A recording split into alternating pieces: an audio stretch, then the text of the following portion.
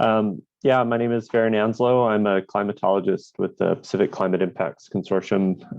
I've got a background in paleoclimate and climatology, as well as glaciology, and currently work on basically looking at a large record of observational data from British Columbia and looking at what that tells us about how our climate has been changing in the past. So yeah, I'll just jump right into my presentation. I'm just going to share my screen here.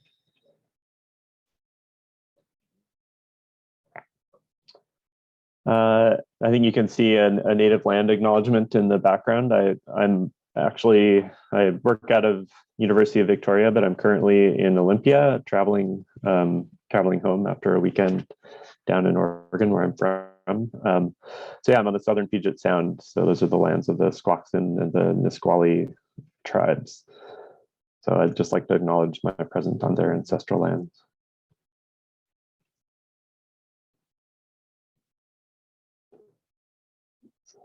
Great. Yeah, I'll jump right into it. So I was involved in an attribution study to try to begin to answer the question of how much, if at all, climate change contributed to the heat wave that we all experienced. And the effort was headed by the World Weather Attribution Group. So that long list of authors that you see at the bottom of this slide is the group of people, this large international group that got together as the heat wave was actually unfolding, because the forecasts showed that it was going to be severe. They knew ahead of time that it was an event to take note of. And I was lucky to get wrapped up into this group to look at this question of climate change's attribution to the heat wave or contribution. And then looking a bit about the changes of the likelihood of these heat waves in the future according to climate projections. So the first slide here is, this is observational reanalysis data showing the location where all-time high air temperatures were set last year in 2021. The colorization is actually a ranking, so 1 to 5, and the deepest reds are the hottest that's ever been observed since 1950, when the records start for this data product. And what it shows is that the heat wave is actually extremely extensive. It got a lot of attention in the populated areas, but as people in the tree fruit community know, it had really strong impacts in the interior, where the cities aren't as large, but the agricultural impacts, or the opportunity for impacts, is quite large. And it spread all the way up pretty much through all of BC into northern Alberta, Yukon, Northwest Territories. So a really extensive high extreme heat event that we experienced. Most of the data here, I apologize, it's very BC centric, which kind of was the epicenter of the event, even though there were major impacts down in Oregon and Washington as well. I noted recently that it was confirmed that a new high temperature record was set in Washington state as associated with this event as well. So it was really extreme everywhere. What I'm showing here are the temperature of the record highs that were set during the period on the left, and the record high overnight minimum temperatures that were set during this period as well. And the size of the dot is the size of the record break, and those largest dots on the left-hand side are roughly 5 degrees centigrade. So that's a 9 degree Fahrenheit temperature break over the all-time records. So these are the kind of records you see set in records for the day, but those kind of record smashes for the all-time hottest temperatures are extremely rare.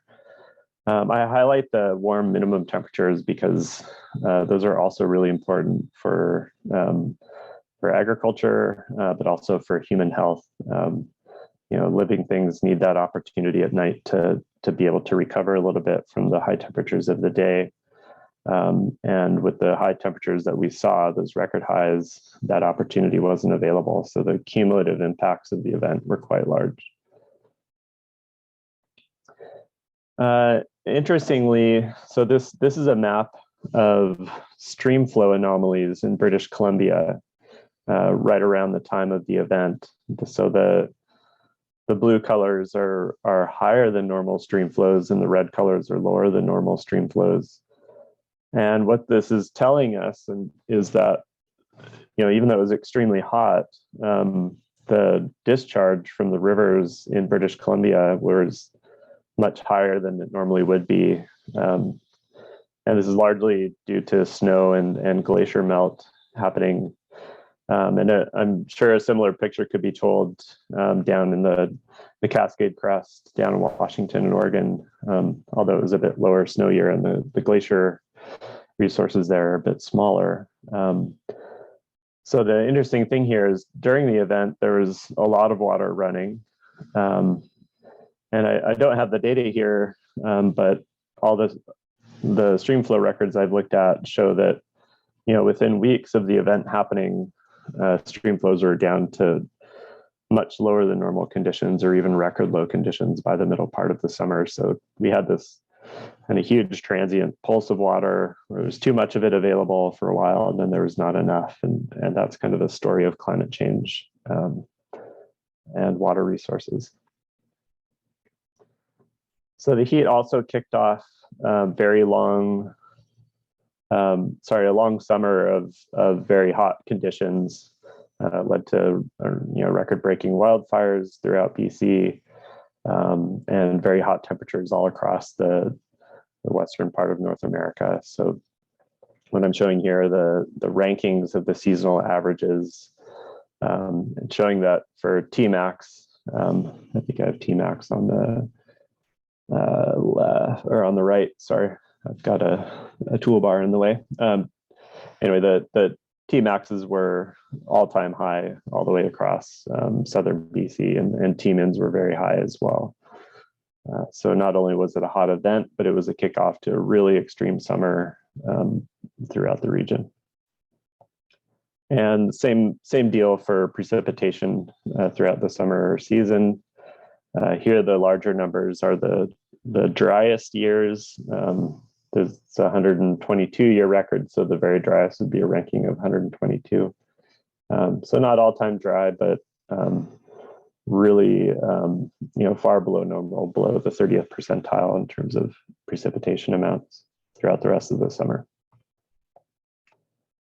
And the impacts were massive. Physical damage to infrastructure, to the agricultural impacts that people here know about much better than I do. The start of the wildfires, we lost a small town in the Fraser River Canyon due to wildfire. And then a huge marine life loss. So the intertidal regions were exposed. The tides in the Salish Sea were at their maximum in their spring tides. And so culminating with the hottest period of the event, we also had some of the lowest tides in the middle part of the day due to the lag of the tides penetrating into the Salish Sea, leading to just massive marine die-offs.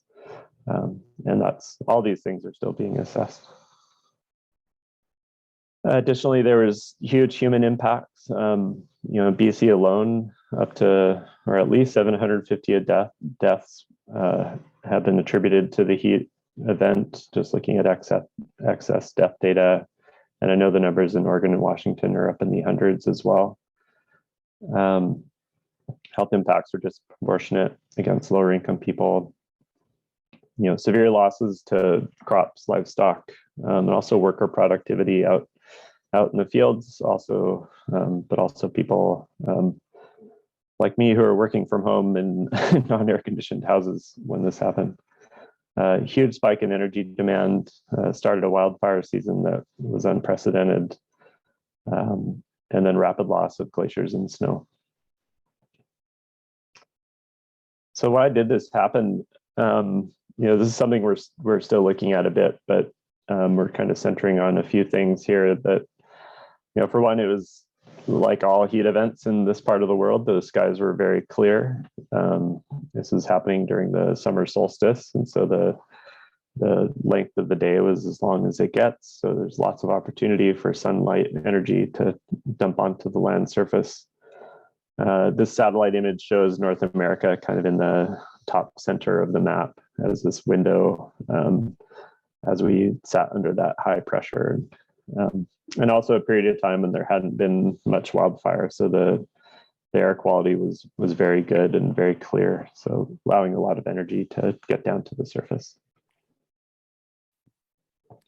I'll show this video in a couple slides, but I just want to present it here. This is a picture of our region in the satellite, from a satellite, looking at the water vapor bands of the satellite retrieval. And what we can see is a lot of air coming up from the southwest. And not only that, but it's extremely moist. And so we have a lot of hot air being blown up from the south up and over us, leading to the event. And then as the event evolved, that air got trapped under the so-called heat dome. Really wants to show you the video. We'll get there in a second.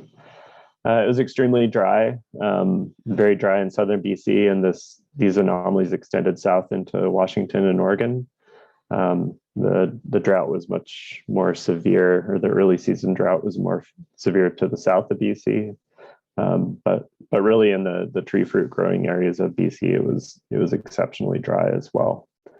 And what happens when you have dry soil conditions is all that energy from the sun, which would normally, some of it would go to evaporating water and leaving the air temperature unchanged. When you have really dry conditions, all that energy goes into heating up the land, and then the land is able to conduct that heat up to the atmosphere and heat up the air above us. The implication that when you're heating the land, your soil temperatures are going to get quite hot as well. We had extremely high atmospheric pressure. This is a time series of the 500 millibar height, so just the strength of the ridge sitting over two particular regions. The black line is our area, 120 west, 50 north, so southern BC. The red line is Western Europe, just for comparison, a place where a very strong heat wave hit in 2019. And we saw, maybe not a smash of the high pressure, but we saw a very, record-breaking 500 millibar height, indicating that the ridge was extremely strong over us. And the implication of that is a lot of downward descending air. As that air descends downward towards the surface, it compresses and heats.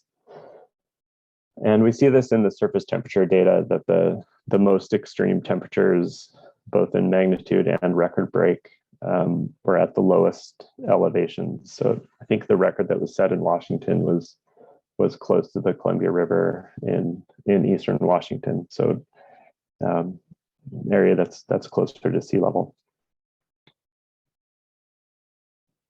All right, now we can watch the video. So the other thing that was happening is there's a lot of water vapor over us, and this video shows that water vapor being swept up from the south and then getting trapped in the heat dome, and acting as a localized greenhouse gas that prevents the nighttime cooling of the surface that would happen under otherwise drier conditions.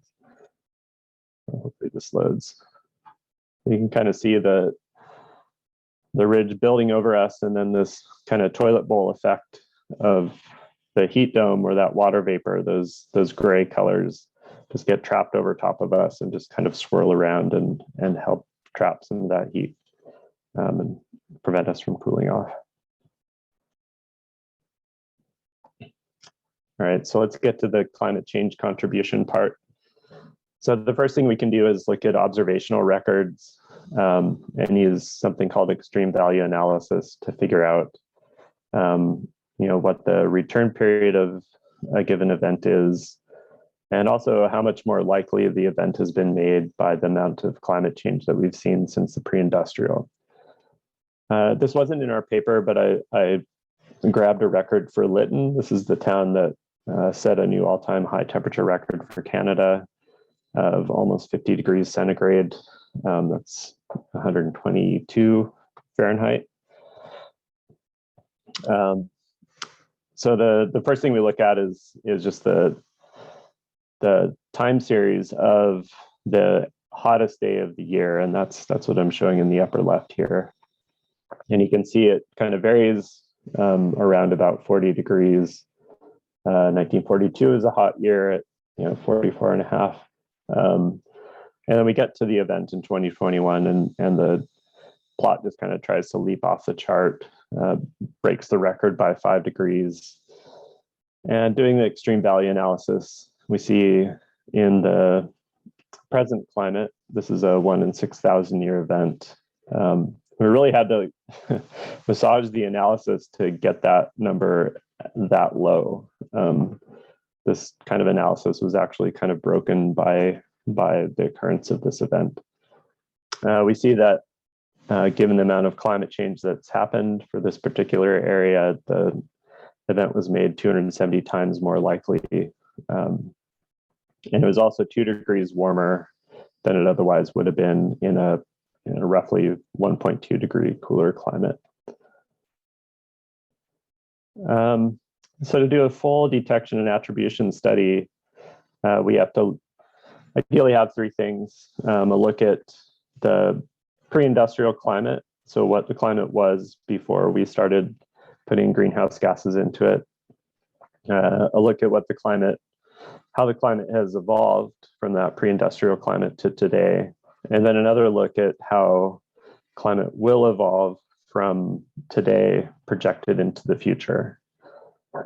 And unfortunately, we don't have any observational data for 2 of those things, or very little. And for the historical transition from the pre-industrial to present, we only have one realization of how climate has changed. That only accounts for one version of the variability that could have happened over that period. And so we have to turn to climate models and look at as large a number of climate model runs as we can get our hands on. And in those runs, we are able to simulate climate using pre-industrial forcing. So we can look at the climate variability associated with that. And then we can do a large number of model runs that show all the possible ways that climate could have evolved with the greenhouse gases up to present, and then looking at scenarios further on into the future.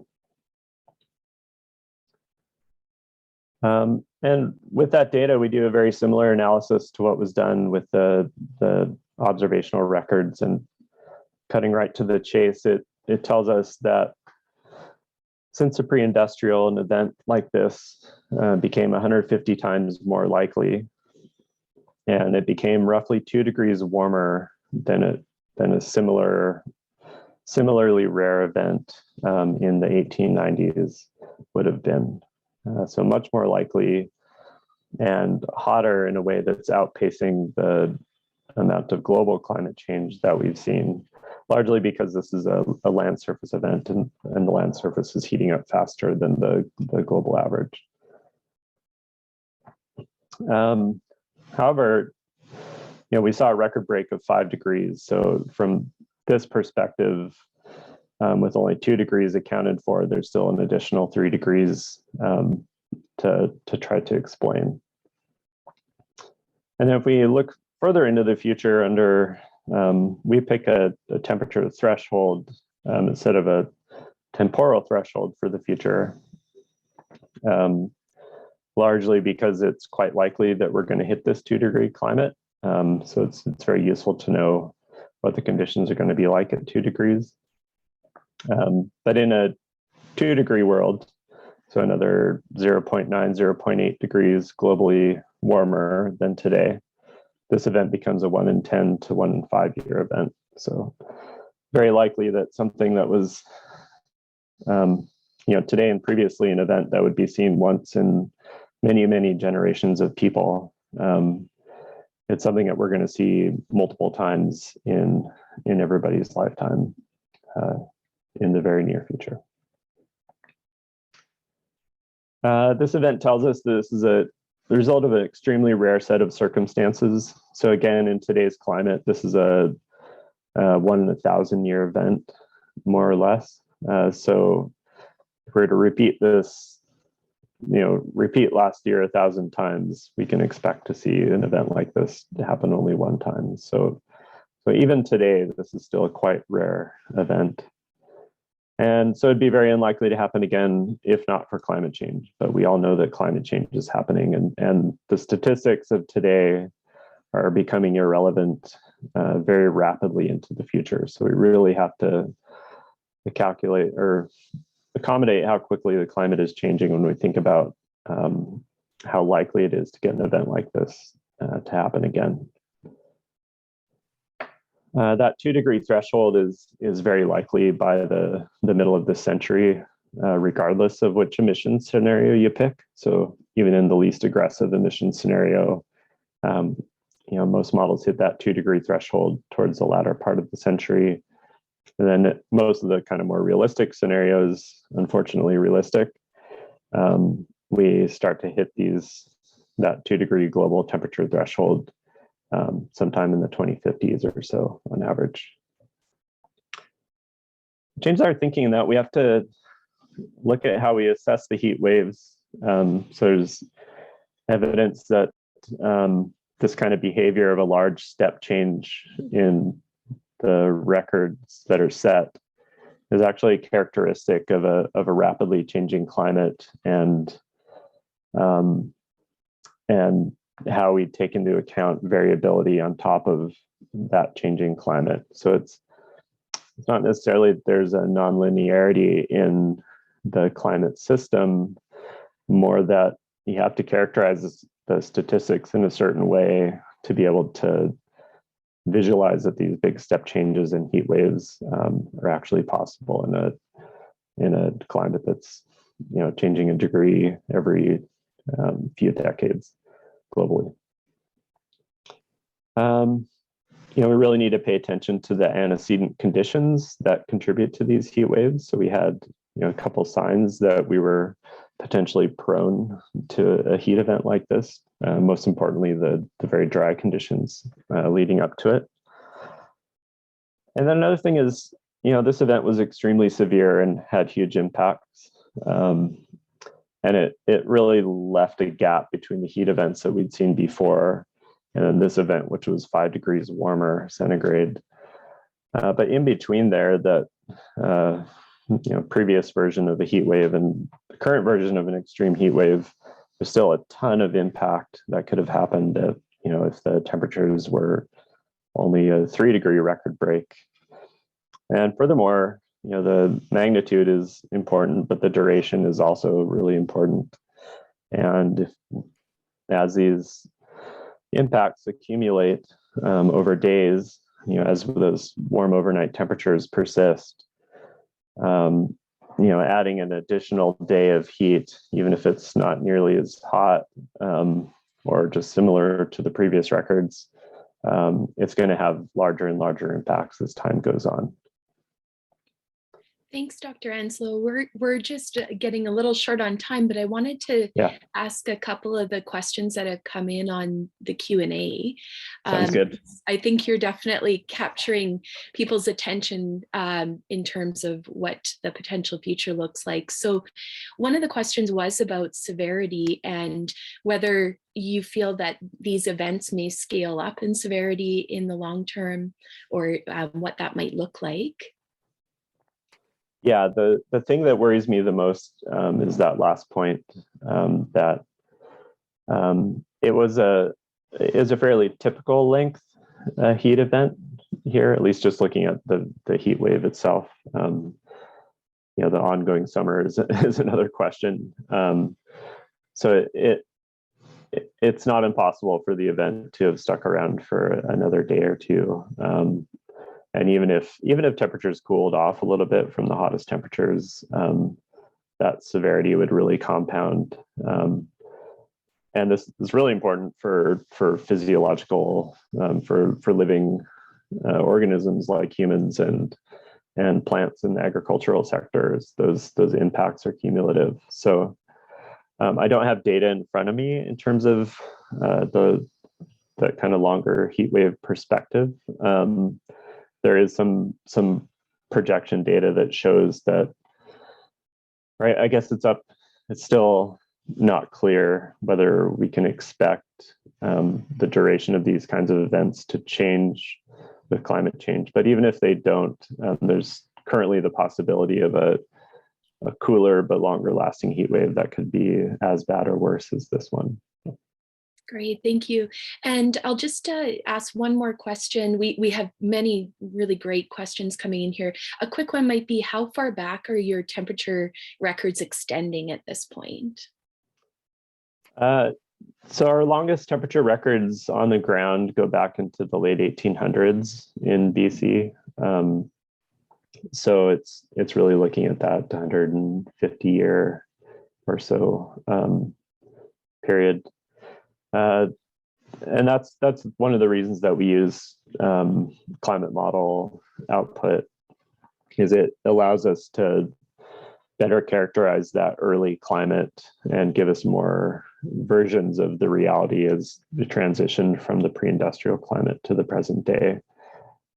So using multiple model runs kind of gives us a synthetic long record, I would say, that better captures the statistics and variability in climate as we made that transition from the pre-industrial to today, and as we make that transition to our future climate.